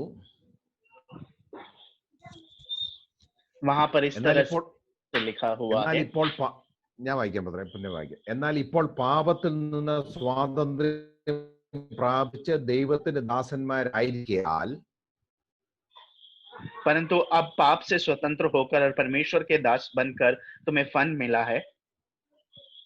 നിങ്ങൾക്ക് ലഭിക്കുന്ന ഫലം വിശുദ്ധീകരണവും അതിന്റെ അവസാനം ജീവനുമാകുന്നു. और तुमको फल मिला है जिससे पवित्रता प्राप्त होती है और उसका अंत अनंत जीवन है. നമുക്ക് സ്വാതന്ത്ര്യം, മരണത്തിൽ നിന്നുള്ള സ്വാതന്ത്ര്യം ലഭിച്ച് നാം ഈ ജീവനിലായിരിക്കുന്നതിന്റെ ഫലം വിശുദ്ധീകരണമാണ്. और जब हम पाप के जीवन से स्वतंत्र होकर इस जीवन में प्रवेश करते हैं तो उसका जो फल है वो पवित्रता है. എന്നിട്ട് അവിടെ പറയുന്നു അതിന്റെ അവസാനം നിത്യജീവനും എന്ന് പറഞ്ഞാൽ വിശുദ്ധീകരണത്തിന്റെ അവസാനമാണ് നിത്യജീവൻ. और उसका जो अंत है वो अनंत जीवन है. कहने का मतलब यही है कि पवित्रता का जो अंत है वो अनंत जीवन है. അല്ലാതെ അശുദ്ധിയുടെ അവസാനമാണ് നിത്യജീവൻ എന്നല്ല അവിടെ പറഞ്ഞിരിക്കുന്നത്. वहां पर अपवित्र होकर जीने का अंत अनंत जीवन है करके नहीं लिखा हुआ है. അല്ലാതെ എങ്ങനെയെങ്കിലും ജീവിച്ചാൽ അതിന്റെ അവസാനം നിത്യജീവൻ അല്ല ആണെന്നല്ല അവിടെ പറഞ്ഞിരിക്കുന്നത്. और कैसे भी हम अपना जीवन बिता लेंगे और उसका अंत अनंत जीवन है, ऐसे भी नहीं लिखा हुआ है. നമുക്ക് ലഭിച്ചിരിക്കുന്ന ഫലം, ഫ്രൂട്ട്, റിസൾട്ട് എന്നൊക്കെ അതിനർത്ഥമുണ്ട്. और हमें जो फल मिला है, जो उसका परिणाम है, वो उस बात के बारे में हमें बताया गया है. അപ്പോൾ ഈ സ്വാതന്ത്ര്യം, ഈ ജീവനിലേക്ക് നാം കടന്നിരിക്കുകയാണ്. ഈ സ്വാതന്ത്ര്യം നാം നന്നായി ആസ്വദിക്കണം. और इस स्वतंत्रता में, इस जीवन में हमने प्रवेश किया है, इस आजादी में हमने प्रवेश किया है और उसका फल हमें अनुभव करना और उसका अनुभव हमें लेना जरूरी है. ആസ്വദിക്കുന്നതിന് മുമ്പ് നാം ഈ ജീവനിലാണ് ജീവിക്കുന്നത് നാം തിരിച്ചറിയണം. और उस फल को प्राप्त करने से पहले इस जीवन में मैं अपना जीवन बिता रहा हूं और इसी में मेरा जीवन है, उसे पहचानना भी हमें जरूरी है. അതായത് ക്രിസ്തുവിന്റെ ജീവനെ നാം ആസ്വദിക്കാൻ തുടങ്ങണം. और वो ये है कि मसीह में जो हमारा जीवन है उसे मुझे अपने जीवन में आनंद उठाना बहुत जरूरी है. അതായത് ഈ ജീവനിൽ ജീവിക്കുന്നത് നാം എൻജോയ് ചെയ്യാൻ തുടങ്ങണം. और इस जीवन में जब हम जीते हैं उसको हम अपने जीवन में आनंद का अनुभव करने लगे, हर्ष के साथ उसे अनुभव करने लगे. അപ്പോൾ അങ്ങനെ നമുക്ക് ലഭിച്ചിരിക്കുന്ന ഈ വിശുദ്ധീകരണം നാം ആസ്വദിക്കാൻ തുടങ്ങണം. और जो पवित्रता हमें मिली है पाप से स्वतंत्र होकर, उसमें हमें अपने आप को चलाना और बढ़ाना है, उसको अपने जीवन में अनुभव करना है. ഈ വിശുദ്ധീകരണം ആരും നമ്മെ അടിച്ചേൽപ്പിക്കേണ്ടതല്ല. ये पवित्रता जो है कोई भी हम पर थोपने की आवश्यकता नहीं है. വീണ്ടും ജനനം പ്രാപിച്ച് ക്രിസ്തുവാകുന്ന വിശുദ്ധിയുടെ പ്ലാറ്റ്ഫോമിലേക്കാണ് നാം കാലെടുത്ത് വെച്ചിരിക്കുന്നത്. और नया जन्म पाकर जो मसीह यीशु में हमारा ये जो जीवन है वहां पर उस प्लेटफॉर्म पर या उस मंच पर हम पहुंच गए हैं। അതായത് ക്രിസ്തുവാകുന്ന വിശുദ്ധിയുടെ പ്ലാറ്റ്ഫോമിലേക്കാണ് നാം കാലെടുത്ത് വെച്ചിരിക്കുന്നത്. और मसीह जो हमारा जीवन है उसमें हमने अपने पैर को रखा है। ക്രിസ്തുവിൽ അല്പം പോലും അശുദ്ധിയില്ല. मसीह में थोड़ा सा भी मलिनता या अशुद्धता नहीं है।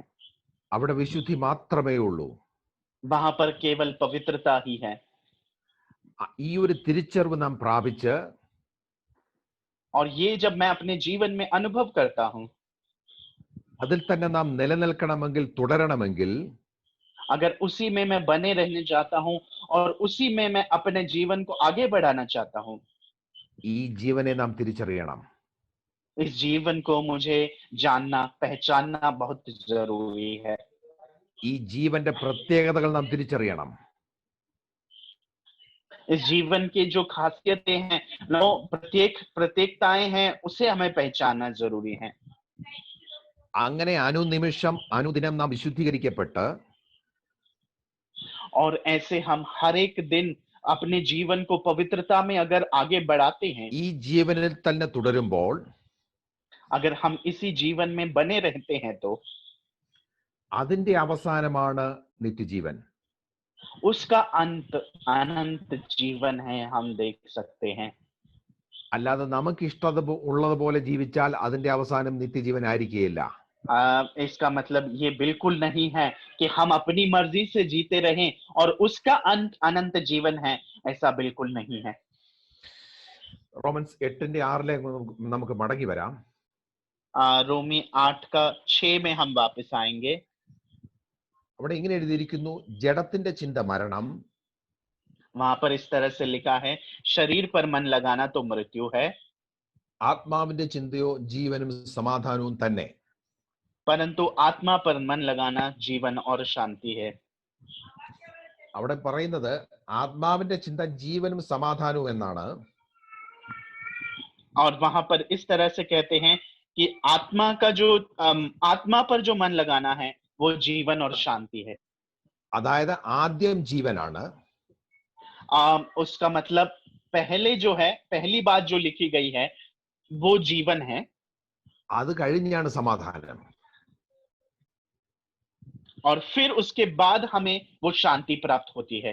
അപ്പോൾ ഈ ജീവനിലാണ് നാം ജീവിക്കുന്നെന്നുള്ള തിരിച്ചറിവ് നാം പ്രാപിക്കുമ്പോൾ और इस जीवन में मैं अपना जीवन जी रहा हूं करके जब मुझे ये अपने जीवन में अनुभव होगा, അതായത് ക്രിസ്തുവാകുന്ന ജീവനിൽ നാം വളരാൻ തുടങ്ങുമ്പോൾ इसका मतलब ये है कि मसीह जो हमारा जीवन है उसमें मैं बढ़ना शुरू करूंगा, तो സകല ബുദ്ധിയും കവിയുന്ന ദൈവിക സമാധാനം നമുക്ക് അനുഭവിക്കാൻ സാധിക്കും. और जो हमारी सारी बुद्धि से परे जो परमेश्वर की शांति है वो हमारे जीवन में अनुभव करने को हमें मिलेगी। സാധാരണ മനുഷ്യർക്ക് അല്ലെങ്കിൽ ലോക മനുഷ്യർക്ക് അംഗീകരിക്കാനും മനസ്സിലാക്കാനും കഴിയാത്തൊരു തലമാണിത്. और साधारण मनुष्यों को और इस संसार में जो जीते हैं विश्वास, जो प्रभु यीशु मसीह को ना जानने वाले लोगों को ये पहचानना बहुत ही मुश्किल है। പക്ഷെ ഇന്ന് കൂടുതൽ വിശ്വാസികളും സാധാരണ ജീവിതമാണ് നയിക്കുന്നത്. लेकिन आज की समस्या ये है कि ज्यादातर लोग हमारे विश्वासी लोग भी इसी तरह का जीवन जीते हैं। അതുകൊണ്ട് ലോക മനുഷ്യർക്ക് വിശ്വാസികളെ കാണുമ്പോൾ തിരിച്ചറിയാൻ സാധിക്കുന്നില്ല. इसीलिए आज जो संसार के लोग हैं जो यीशु को नहीं जानते हैं, वो मसीह लोगों को देखकर पहचान नहीं पाते हैं, उनको समझ नहीं पाते हैं। അവർ നോക്കുമ്പോൾ അവരെ പോലെ വേറെ കുറെ ആൾക്കാരെന്ന് അവർക്ക് തോന്നുന്നു. और उनको जब देखते हैं तो उन्हें भी यही लगता है ये भी हमारे जैसे जीवन बिताने वाले कुछ साधारण लोग हैं। ഞങ്ങൾ ഇവിടെ ആരാധിക്കുന്നു, അവർ വേറൊരു സ്ഥലത്ത് ആരാധിക്കുന്നു. हम यहाँ पर आराधना कर रहे हैं, वो वहां पर आराधना कर रही हैं। നാം ജീവനിൽ ജീവിക്കാൻ തുടങ്ങാത്തത് കൊണ്ട് हम जब इस जीवन में जीना शुरू नहीं करते हैं, അതായത് ക്രിസ്തുവാകുന്ന ജീവനിൽ നാം ജീവിക്കാൻ തുടങ്ങാത്തത് കൊണ്ട് और मसीह जो मेरा जीवन है उसमें मैं अपना जीवन जब नहीं बिताता हूं, അവർക്ക് ഈ ജീവന്റെ പ്രത്യേകത തിരിച്ചറിയാൻ കഴിയുന്നില്ല. उनको ये जीवन का जो खासियत है, उसका अनोखापन है, वो पता नहीं लगता है। നാം വേർപെട്ട കൂട്ടമാണെന്ന് അവർക്ക് തിരിച്ചറിയാൻ കഴിയുന്നില്ല. हम एक अलग किए गए लोग हैं, अलगताई का जीवन हम बिताते हैं करके उन्हें पता नहीं लगता है। അപ്പോൾ ക്രിസ്തുവാകുന്ന ജീവനിൽ ജീവിക്കുകയും വളരുകയും ചെയ്യുമ്പോൾ മാത്രമാണ് तो जब मसीह जो हमारा जीवन है, उसी में हम जड़ पकड़ते हैं और उसी में जब हम बढ़ते जाते हैं, तो സകല ബുദ്ധിയും കവിയുന്ന ദൈവസമാധാനത്തിൽ നമുക്ക് ജീവിക്കാൻ സാധിക്കുന്നത്. हमारी बुद्धि से परे जो परमेश्वर का शांति है, वो हमें अपने जीवन में अनुभव करने को मिलता है। ഒരിക്കൽ കൂടി ഞാൻ ആ വാക്യം വായിക്കാം. एक और बार फिर से मैं आपके सामने वो वचन पढ़ूंगा। ജഡത്തിന്റെ ചിന്ത മരണം, शरीर पर मन लगाना तो मृत्यु, ആത്മാവിന്റെ ചിന്തയോ ജീവനും സമാധാനവും. परंतु आत्मा पर मन लगाना जीवन और शांति है। അപ്പോൾ നമ്മിൽ പരിശുദ്ധാത്മാവ് വസിച്ചുകൊണ്ട് സദാസമയവും ജീവനെ കുറിച്ചും സമാധാനത്തെ കുറിച്ചും ചിന്തിക്കുകയാണ്. तो पवित्र आत्मा जो हमारे अंदर वास करती है, वो निरंतर जीवन के विषय में और उसके द्वारा जो शांति मिलती है, उसके विषय में विचार कर रहे हैं। ശ്രദ്ധിക്കണം, പരിശുദ്ധാത്മാവ് നമ്മിൽ വസിച്ചുകൊണ്ട് ജീവനെ കുറിച്ചും സമാധാനത്തെ കുറിച്ചും സദാസമയം ചിന്തിച്ചുകൊണ്ടിരിക്കുകയാണ്. ध्यान देने की जरूरत है। पवित्र आत्मा जो हम में वास करती है, वो निरंतर जो जीवन है और शांति है, उसके बारे में विचार कर रही है या उसके बारे में सोचती रह रही है। ആർക്ക് വേണ്ടിയാണ് പരിശുദ്ധാത്മാവ് ഇങ്ങനെ ചിന്തിച്ചുകൊണ്ടിരിക്കുന്നത്? और वो किसके लिए पवित्र आत्मा इस तरह की बातों को सोच रही है? ആരെങ്കിലും ഒരാൾ അൺമ്യൂട്ട് ചെയ്തിട്ട് പറഞ്ഞാട്ടെ. क्या कोई अपने आप को अनम्यूट करके बोल सकता है कि किसके लिए है कि ना ये जो जीवन और शांति है, ये पवित्र आत्मा हमारे लिए वास करके जीवन और शांति का विचार करती है?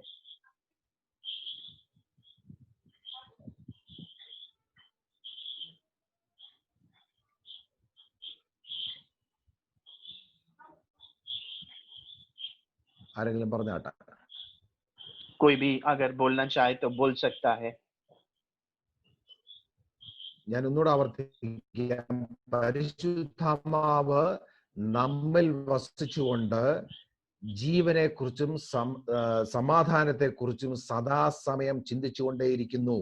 ഇതാർക്ക് വേണ്ടിയാണ്? और मैं एक और बार फिर से दोहराना चाहता हूं कि पवित्र आत्मा जो हम में वास करती है, वो निरंतर जीवन और शांति की बातों का विचार करती रहती है। वो किसके लिए है?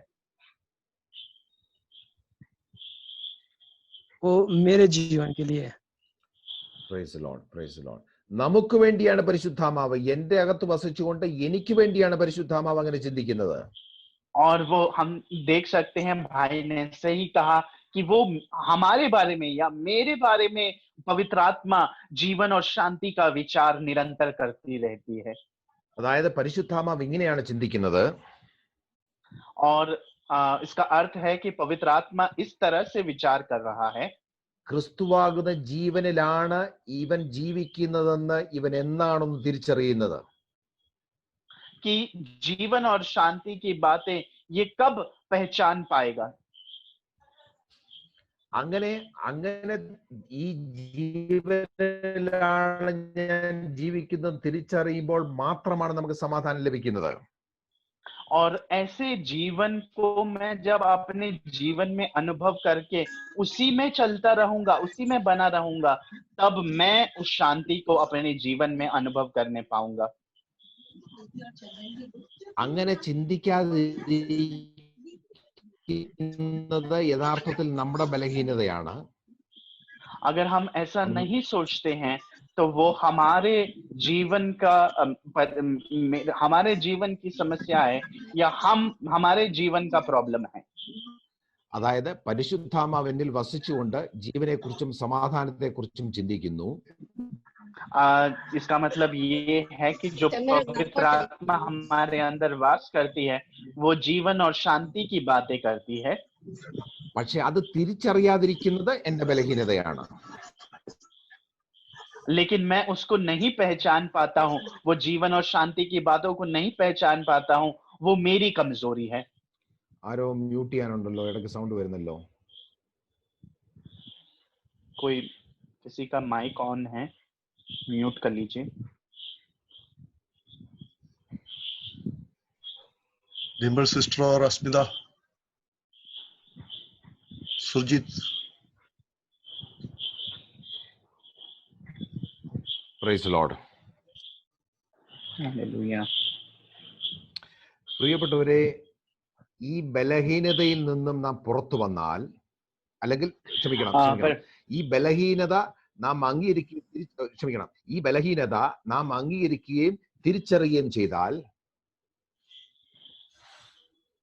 अगर इस कमजोरी को मैं पहचान लेता हूं और उसको मैं अंगीकार करता हूं या उसको मैं सुधारने के लिए अगर तैयार हूं, तो പരിശുദ്ധാത്മാവ് നമുക്ക് തുണ നിൽക്കാമെന്നും പരിശുദ്ധാത്മാവ് വാഗ്ദാനം ചെയ്തിട്ടുണ്ട്.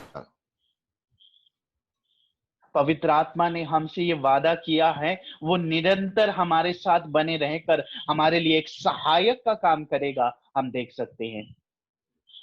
അതായത് ഈ ബലഹീനതയിൽ നിന്നും പുറത്തു വരുവാൻ പരിശുദ്ധാത്മാവ് നമ്മെ സഹായിക്കും.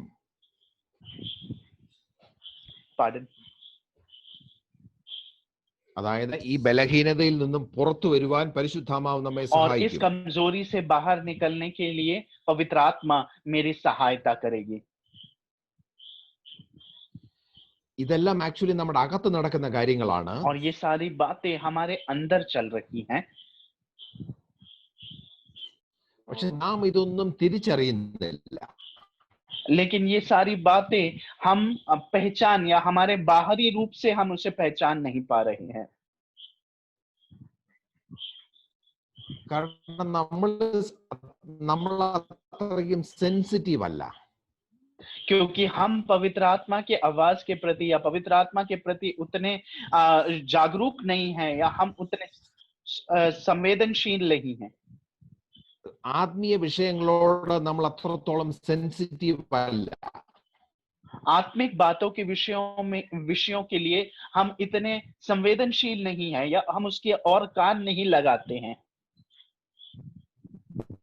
അതുകൊണ്ടാണ് നമുക്കിതൊന്നും തിരിച്ചറിയാൻ കഴിയാത്തത്.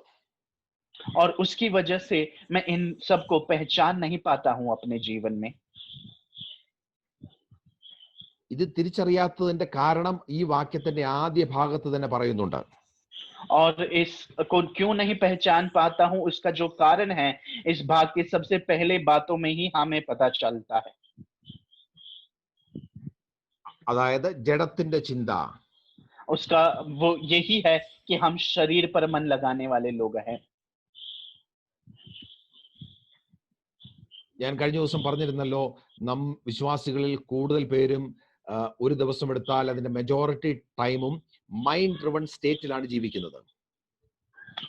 मैंने पिछले दिनों में बताया था कि विश्वासी लोग अपने दिनचर्या को जब जीते हैं तो एक दिन में सबसे ज्यादा समय वो अपने जो दिमाग है, दिमागी तौर पर चलने के ऊपर ज्यादा मन लगाते हैं.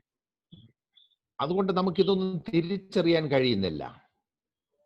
इसीलिए हमें आत्मा की बातों को इतना ध्यान में या उसकी और इतना कान लगा नहीं पाते हैं. മൈൻഡ് ഡ്രിവൺ സ്റ്റേറ്റിൽ നിന്നും സ്പിരിറ്റ് ഡ്രിവൺ സ്റ്റേറ്റിലേക്ക് നാം മാറണം. और इस मन की ओर से हटकर मुझे आत्मा की ओर मन लगाना है या आत्मा के द्वारा चलाए चलना है, मुझे देखना है. അപ്പോൾ നമുക്കിതെല്ലാം തിരിച്ചറിയാൻ കഴിയും. और जब मैं आत्मा के द्वारा चलाए चलता हूं तो मैं इन सब बातों को अपने जीवन में पहचान सकता हूं. ഗലാത്യൻസ് 5:16 നാം ഇങ്ങനെ വായിക്കുന്നു. गलातियों 5:16 में हम इस तरह से पढ़ते हैं.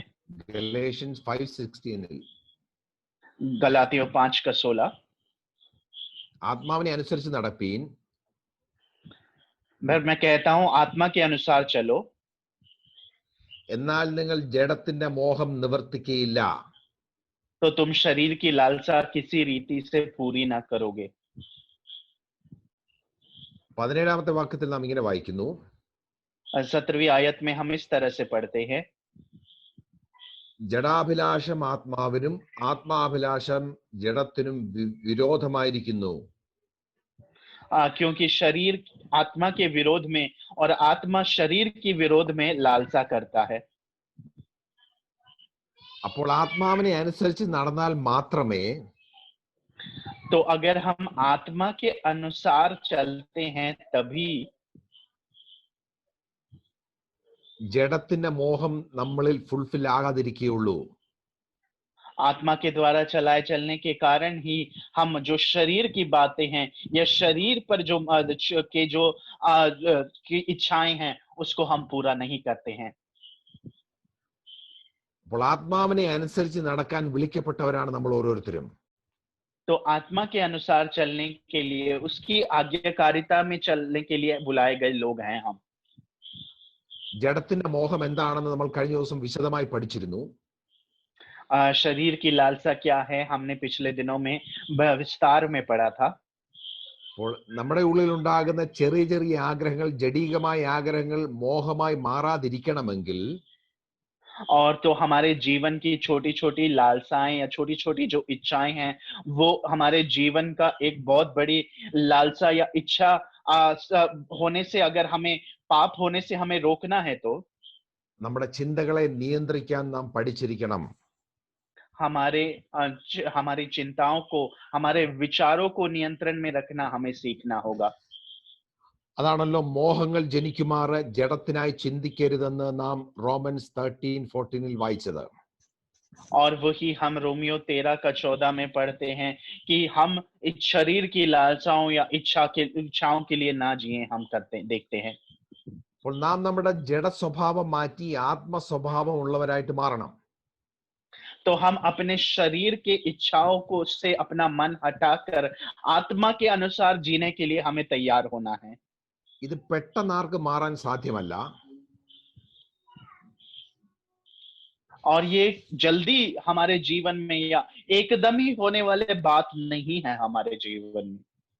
ഇത് ഗ്രാജുവൽ ആയിട്ടുള്ള ഒരു പ്രോസസ്സാണിത്. परंतु ये एक धीरे धीरे होने वाली, दिन प्रतिदिन होने वाली प्रक्रिया है हमारे जीवन में। അപ്പോൾ മാത്രമേ ആത്മാവിന്റെ നിയന്ത്രണത്തിലേക്ക്, ആത്മ സ്വഭാവത്തിലേക്ക് നമുക്ക് വരാൻ കഴിയത്തുള്ളൂ. और तभी हम आत्मा के द्वारा चलाए चल सकते हैं और उस भाग में, उस की जीवन को हम अपने जीवनों में पहचान सकते हैं। വചനപ്രകാരം ജീവിക്കുന്ന ഒരു വ്യക്തിയിൽ മാത്രമേ ഇങ്ങനൊരു ഒരു ട്രാൻസ്ഫോർമേഷൻ ഉണ്ടാകുകയുള്ളൂ. वचन के अनुसार जीने वाले लोगों को ही उनके जीवन में ही ऐसा एक रूपांतर होता है। അപ്പോൾ ജഡത്തിന്റെ ചിന്ത മരണമെന്നാണ് അവിടെ എഴുതിയിരിക്കുന്നത്.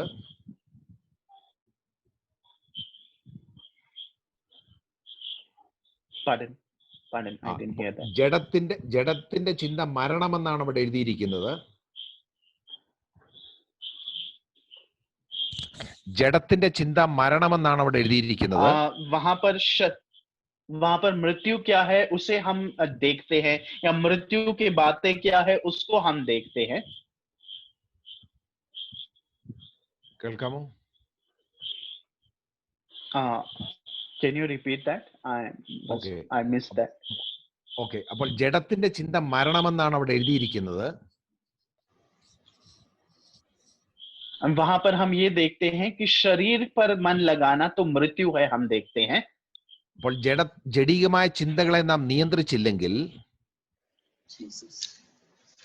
और ये शरीर के द्वारा उठने वाली विचारों को अगर हम रोकते नहीं हैं या नियंत्रित नहीं करते हैं तो അത് മോഹമായി മാറുകയും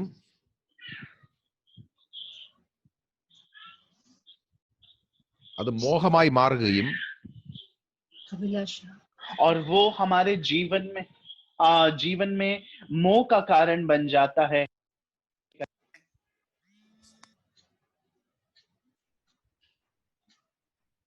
Praise the Lord. കേൾക്കാമോ? Can you hear me? Yeah. Okay. അപ്പോൾ ഞാൻ ഒന്നുകൂടെ അത് റിപ്പീറ്റ് ചെയ്യാം. അപ്പോൾ ജഡീകമായ ചിന്തകളെ നാം നിയന്ത്രിച്ചില്ലെങ്കിൽ, और अगर हम शरीर की बातों पर या शरीर के द्वारा उठने वाले विचारों को अगर हम रोकते नहीं हैं तो ആ ചിന്തകൾ മോഹമായി മാറും. वो हमारे जीवन में प्रलोभनों का कारण बन जाते हैं. ആ മോഹം ഗർഭം ധരിക്കുകയും മരണത്തെ പ്രസവിക്കുകയും ചെയ്യും. और वो प्रलोभन ना हमारे अंदर गर्भ धारण करते हैं और वो पाप को उत्पन्न करते हैं, हम देखते हैं। അതുകൊണ്ട് വിശ്വാസികളായി എന്ന് പറഞ്ഞിട്ട് കാര്യമില്ല. इसीलिए विश्वासी हो गए या बन गए करके काफी नहीं है। പരിശുദ്ധാത്മാവിന്റെ പൂർണ്ണ നിയന്ത്രണത്തിലേക്ക് നാം വരണം. पवित्र आत्मा के पूर्ण नियंत्रण में हमें आना बहुत जरूरी है। നമ്മുടെ ചിന്താമണ്ഡലം ദൈവവചനത്താൽ നിറയപ്പെടണം. हमारे जो विचार है, मन है, वो सब परमेश्वर की बातों से या आत्मा की बातों से भरे होने चाहिए। നമ്മുടെ ജഡസ്വഭാവം നമ്മൾ മാറ്റി ആത്മസ്വഭാവമുള്ളവരായിട്ട് മാറണം. शरीर की अभिलाषाओं को हटाकर आत्मा के स्वभाव को हमारे जीवन में लाना है। ഇല്ലെങ്കിൽ മരണത്തിലേക്കായിരിക്കും നാം നയിക്കപ്പെടുന്നത്. नहीं, अगर ऐसा नहीं है तो हम मृत्यु की ओर अपने आप को बढ़ा रहे हैं, അതായത് ആത്മീയ മരണത്തിലേക്ക്. और वो आत्मिक मृत्यु की बात मैं कर रहा हूं। ചിലർ പഠിപ്പിക്കുന്നത് ഒരിക്കൽ ലഭിച്ച രക്ഷ നഷ്ടപ്പെടുകയില്ല എന്നാണ്. कई बार कुछ लोग ऐसे सिखाते हैं कि एक बार जो हमें उद्धार मिल गया वो फिर कभी नाश नहीं होगा। എന്നാൽ ബൈബിൾ പ്രത്യേകിച്ചും ന്യൂ ടെസ്റ്റ്മെന്റ് അങ്ങനെയല്ല പഠിപ്പിക്കുന്നത്. लेकिन बाइबल हमें या नया नियम हमें इस प्रकार का कोई ज्ञान नहीं दे, इस प्रकार से नहीं बताती है। നാം ആത്മാവിന് കീഴ്പ്പെട്ട് ആത്മസ്വഭാവമുള്ളവരായി ജീവിച്ചില്ലെങ്കിൽ, കേട്ടായിരുന്നോ? हम आत्मा में होकर आत्मा के स्वभाव में अगर नहीं चलते हैं तो हम वो मृत्यु की ओर हम बढ़ेंगे करके हमें बाइबल सिखाती है। അപ്പോൾ നാം ആത്മസ്വഭാവമുള്ളവരായി ആത്മാവിനെ കീഴ്പ്പെട്ട് ജീവിച്ചില്ലെങ്കിൽ, अगर हम आत्मा के स्वभाव में होकर आत्मा की बातों को हम अपने जीवन में नहीं करते हैं तो ജഡികമായ ചിന്തകൾ നമ്മെ കീഴ്പ്പെടുത്തുവാൻ സാധ്യതയുണ്ട്. शरीर की बातें हमारे ऊपर हावी होकर हमें गिरा सकती हैं। റോമർ 8:7 നാം ഇങ്ങനെ വായിക്കുന്നു. रोमियो 8:7 में हम इस तरह से पढ़ते हैं, ജഡത്തിന്റെ ചിന്ത ദൈവത്തോട് ശത്രുത്വമാകുന്നു. क्योंकि शरीर पर मन लगाना तो परमेश्वर से बैर रखना है। അത് ദൈവത്തിന്റെ ന്യായപ്രമാണത്തിന് കീഴ്പ്പെടുവാൻ കഴിയുന്നതുമല്ല. क्योंकि ना तो परमेश्वर की व्यवस्था के अधीन है और ना हो सकता है। അപ്പോൾ ജഡികമായ ചിന്തകൾ എത്ര അപകടകരമാണെന്ന് നമുക്ക് മനസ്സിലായല്ലോ. तो हम ये देख सकते हैं कि शरीर पर जो मन लगाते हैं या शरीर की बातें कितना हमारे लिए हानिकारक है या खतरनाक है, हम उसे पहचान सकते हैं। അത് ദൈവത്തോട് എനിമിറ്റി, ശത്രുത്വമാണെന്നാണ് പറയുന്നത്. और इधर यहाँ पर इस तरह से लिखा हुआ है वो परमेश्वर से बैर रखने के तुल्य है। അത് ദൈവവചനത്തിന് കീഴ്പ്പെടാൻ കഴിയുന്നതുമല്ല. और ना ही वो परमेश्वर की व्यवस्था के अधीन होता है और ना हो सकता है। എന്നിട്ട് വീണ്ടും 8-ാമത്തെ വാക്യത്തിൽ പറയുന്നു, और फिर से वो 8वीं आयत में इस तरह से कहते हैं, ജഡസ്വഭാവമുള്ളവർക്ക് ദൈവത്തെ പ്രസാദിപ്പിക്കാൻ കഴിയില്ല. और जो शारीरिक दशा में हैं वे परमेश्वर को प्रसन्न नहीं कर सकते। അപ്പോൾ ഏത് സ്വഭാവമുള്ളവർക്കാണ് ദൈവത്തെ പ്രസാദിപ്പിക്കാൻ കഴിയുന്നത്? तो कैसे स्वभाव के लोग परमेश्वर को प्रसन्न कर सकते हैं? ആരെങ്കിലും ഒരാൾ പറഞ്ഞാട്ടെ.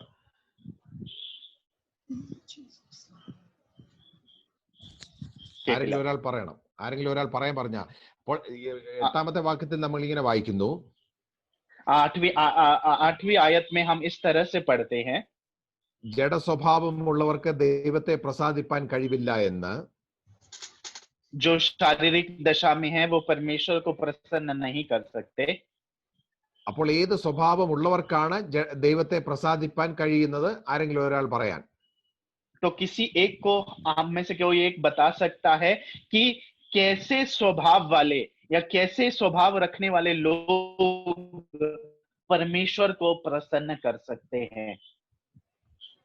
कोई भी एक बता सकता है?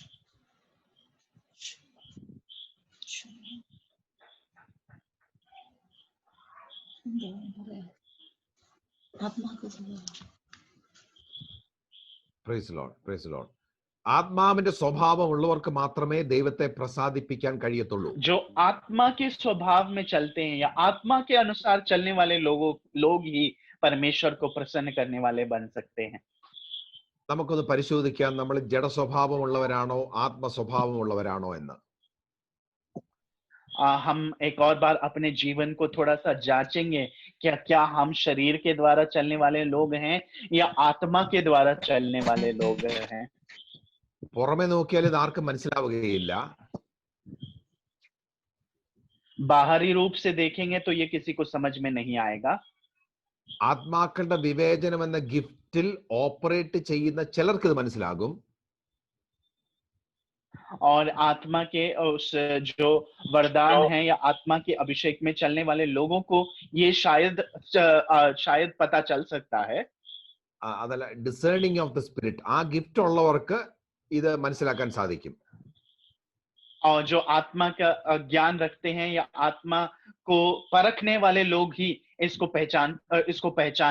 पहचान सकते हैं. അതായത് ജഡസ്വഭാവത്തിലാണോ ആത്മസ്വഭാവത്തിലാണോ നമ്മൾ ജീവിക്കുന്നതെന്ന് ഡിസേർണിംഗ് ഓഫ് ദ സ്പിരിറ്റ് ഉള്ളവർക്ക് മനസ്സിലാക്കാൻ കഴിയും.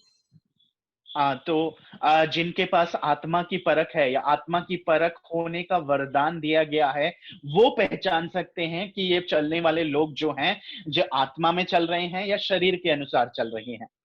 ഞാൻ ആദ്യ ദിവസം മുതൽ പറഞ്ഞു വരുന്ന ഒരു കാര്യമാണ്, നാം എല്ലാ ദിവസവും നമ്മെ സെൽഫ് ഇവാലുവേഷൻ നടത്താൻ തയ്യാറാകണമെന്ന്.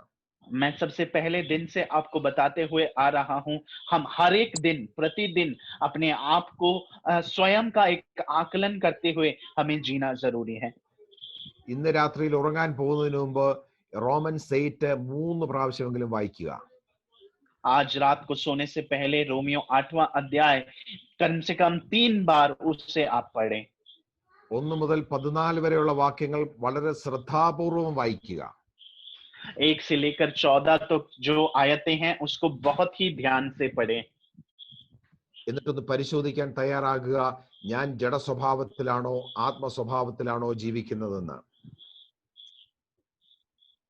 और अपने आप को एक बारी जांचें कि क्या मैं शरीर के अनुसार चल रहा हूं या आत्मा के अनुसार मैं अपने जीवन को बिता रहा हूं.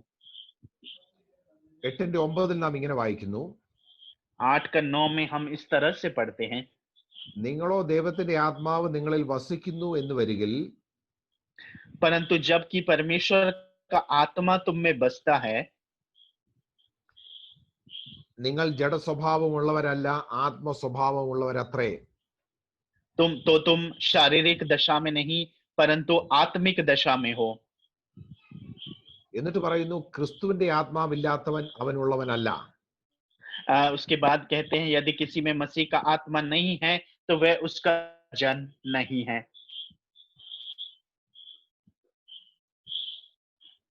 Praise the Lord. അപ്പോൾ നിങ്ങളോ ദൈവത്തിന്റെ ആത്മാവ് നിങ്ങളിൽ വസിക്കുന്നു എങ്കിൽ ജഡസ്വഭാവമുള്ളവരല്ല. अगर परमेश्वर का आत्मा तुम में बसता है तो शारीरिक दशा में तुम नहीं जीते हो. യഥാർത്ഥത്തിൽ ദൈവമക്കൾ ജഡസ്വഭാവത്തിലല്ല ജീവിക്കേണ്ടത്, ആത്മാവിന്റെ നിയന്ത്രണത്തിലും ആത്മസ്വഭാവത്തിലുമാണ് ജീവിക്കേണ്ടത്. जो परमेश्वर की आत्मा जिसमें बसा हुआ है वो शारीरिक रीति पर नहीं लेकिन आत्मा के अनुसार आत्मिक दशा में उसे चलना बहुत जरूरी है. അങ്ങനെ ആത്മാവിന്റെ നിയന്ത്രണത്തിലും ആത്മസ്വഭാവത്തിലും ജീവിക്കുന്നതിന് വേണ്ടിയാണ് പരിശുദ്ധാത്മാവിനെ ദൈവം നമുക്ക് നൽകിയിരിക്കുന്നത്. ऐसे आत्मा के नियंत्रण में और आत्मिक स्वभावों में चलने के लिए ही परमेश्वर ने पवित्र आत्मा को हमें दिया है. നമുക്കറിയാം, ഞാൻ ഇതിന് ഇടയ്ക്ക് ഒരു ദിവസം പറഞ്ഞായിരുന്നു, നമ്മുടെ ശരീരം, മനുഷ്യൻ എന്ന് പറഞ്ഞത് 3 ഘടകങ്ങൾ ചേർന്നതാണ്. आप जानते हैं, मैंने पिछले दिनों में आपको बताया था कि मनुष्य जो है उसको 3 रूप में या 3 स्वभाव उसके अंदर हम देख सकते हैं. അതായത് ബോഡി, സോൾ, സ്പിരിറ്റ്. उसका वो यही है कि आत्मा, प्राण और देह जिसे हम बोलते हैं. ഇതിൽ ക്രിസ്തുവിന്റെ ജീവൻ എവിടെയാണ് വസിക്കുന്നത് നമുക്ക് നോക്കാം. और यहाँ इनमें यीशु का आत्मा या यीशु का स्वभाव कहाँ वास करता है, कहाँ वास करता है, हम देख सकते हैं. ക്രിസ്തുവിന്റെ ജീവൻ എവിടെയാണ് വസിക്കുന്നതെന്ന് ये मसीह का जीवन कहाँ वास करता है, हम देखते हैं. റോമൻസ് 8:10 നാം ഇങ്ങനെ വായിക്കുന്നു. रोमी 8:10 में हम इस तरह से पढ़ते हैं, ക്രിസ്തു നിങ്ങളിൽ ഉണ്ടെങ്കിലോ यदि मसीह तुम में है ശരീരം പാപനിമിത്തം മരിക്കേണ്ടതെങ്കിലും ആത്മാവ് നീതി നിമിത്തം ജീവനാകുന്നു. तो देह पाप के कारण मरी हुई है, परंतु आत्मा धर्म के कारण जीवित है. അപ്പോൾ നാം നീതീകരിക്കപ്പെട്ടു എന്ന ഒറ്റ കാരണത്താൽ कि हम धर्मी ठहराए गए हैं, उस एक कारण की वजह से നമ്മുടെ ആത്മാവിൽ ജീവനുണ്ട്. हमारे आत्मा में जीवन है, हम देख सकते हैं. മറ്റൊരു രീതിയിൽ പറഞ്ഞാൽ പരിശുദ്ധാത്മാവ് നമ്മുടെ ആത്മാവിൽ വസിക്കുന്നു. दूसरी रीति पर देखा जाए तो पवित्र आत्मा हमारी आत्मा में वास करती है. അല്ലെങ്കിൽ ക്രിസ്തുവിന്റെ ജീവൻ നമ്മുടെ ആത്മാവിൽ വസിക്കുന്നു. यानी कि मसीह का जीवन हमारी आत्मा में वास करता है. യഥാർത്ഥത്തിൽ ഈ ജീവൻ, ആത്മാവിൽ വസിക്കുന്ന ഈ ജീവൻ സോളിലേക്കും ബോഡിയിലേക്കും വ്യാപരിക്കണം. അപ്പോൾ യഥാർത്ഥത്തിൽ ആത്മാവിൽ വസിക്കുന്ന ക്രിസ്തുവിന്റെ ജീവൻ നമ്മുടെ സോളിലേക്കും ബോഡിയിലേക്കും വ്യാപരിക്കണം. Pardon me, can you repeat that? Like, Okay. I missed that. Okay, നമ്മുടെ ആത്മാവിൽ വസിക്കുന്ന ക്രിസ്തുവിന്റെ ജീവൻ നമ്മുടെ സോളിലേക്കും ബോഡിയിലേക്കും സ്പ്രെഡ് ആകണം.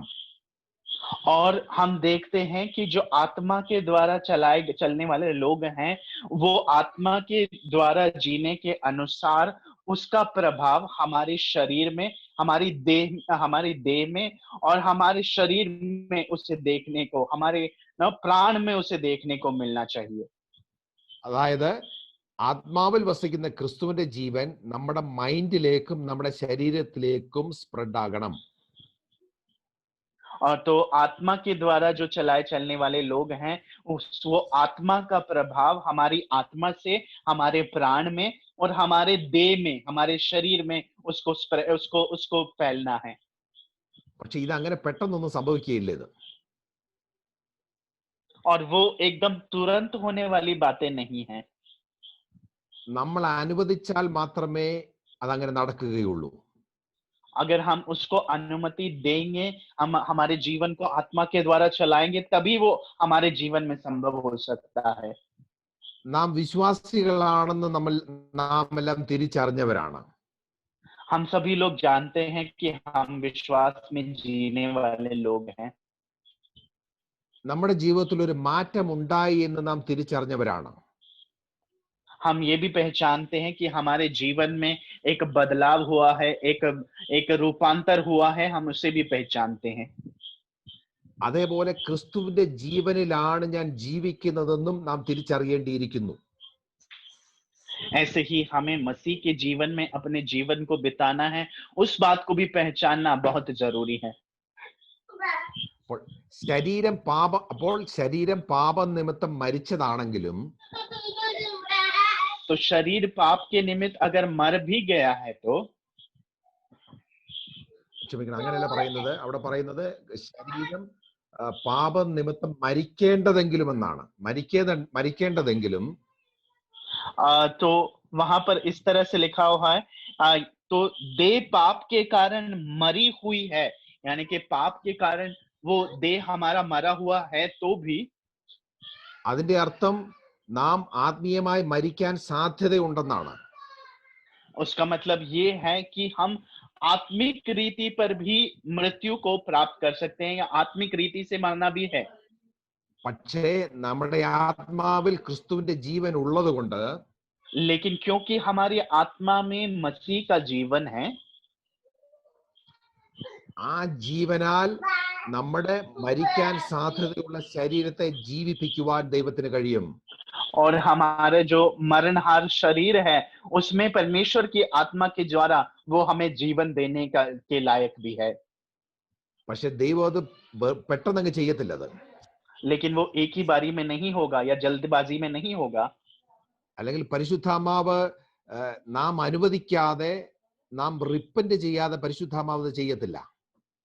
तो इसका मतलब ये है कि पवित्र आत्मा के से हम अगर अपने मन फिराव नहीं पाते हैं या मन फिराव नहीं करते हैं तो ये हमारे जीवन में नहीं हो पाएगा. അതെങ്ങനെയാണെന്ന് ഞാൻ വിശദീകരിക്കാം. मैं उसको थोड़ा सा विस्तार में आपको बताना चाहूंगा. കുറച്ചു മുമ്പേ ഞാൻ പറഞ്ഞല്ലോ, ഇന്ന് നാം ഒന്ന് ഒരു സെൽഫ് ഇവാലുവേഷൻ നടത്തണമെന്ന്. कुछ देर पहले मैंने आपको बताया था कि हमें अपने जीवन का एक स्वयं आकलन करना है, जांचना है अपने आप को. അതായത് നാം ജഡസ്വഭാവത്തിലാണോ ആത്മസ്വഭാവത്തിലാണോ ജീവിക്കുന്നതെന്ന്. उसका मतलब ये है कि क्या हम शरीर के अनुसार जीते हैं या आत्मा के अनुसार जीते हैं. അങ്ങനെ പരിശോധിക്കുമ്പോൾ നമുക്ക് മനസ്സിലാകും നാം ജഡസ്വഭാവമുള്ളവരാണ്, അതിലാണ് ജീവിക്കുന്നതെന്ന്. और अगर हम ऐसा करते हैं तो हम पहचान पाएंगे कि हम शरीर के स्वभाव से या शरीर के द्वारा जीने वाले लोग हैं या नहीं. അത് നാം അക്സെപ്റ്റ് ചെയ്യണം. അത് നാം അക്സെപ്റ്റ് ചെയ്യണം. और pardon me, can you repeat that?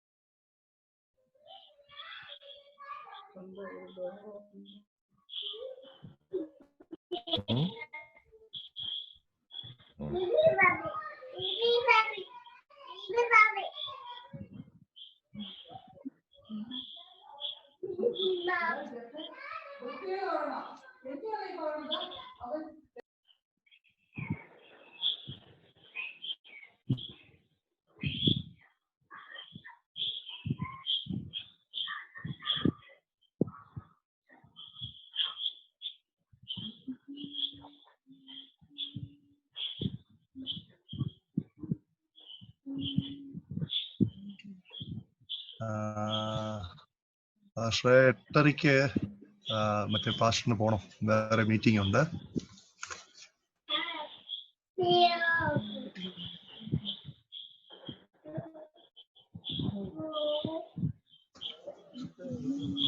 Justin अभी जाना है क्या?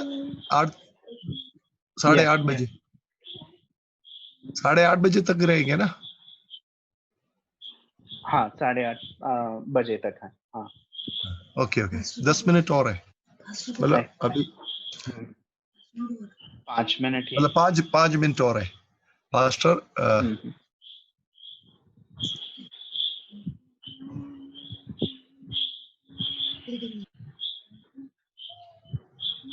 'ചാർജ് में कुछ प्रॉब्लम हो गया, इसलिए പാസ്റ്ററെ 5 മിനിറ്റ് കൂടെ മറ്റേ പാസ്റ്ററിന് നിൽക്കാൻ പറ്റുള്ളൂ കേട്ടോ. മനസ്സിലായി. ഓക്കെ, ഒരു കാര്യം ചെയ്യാം, നമുക്ക് ഇത് അവസാനിപ്പിക്കാം.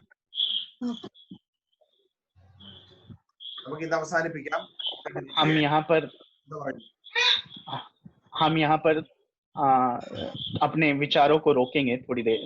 आज के लिए हम समाप्त करेंगे.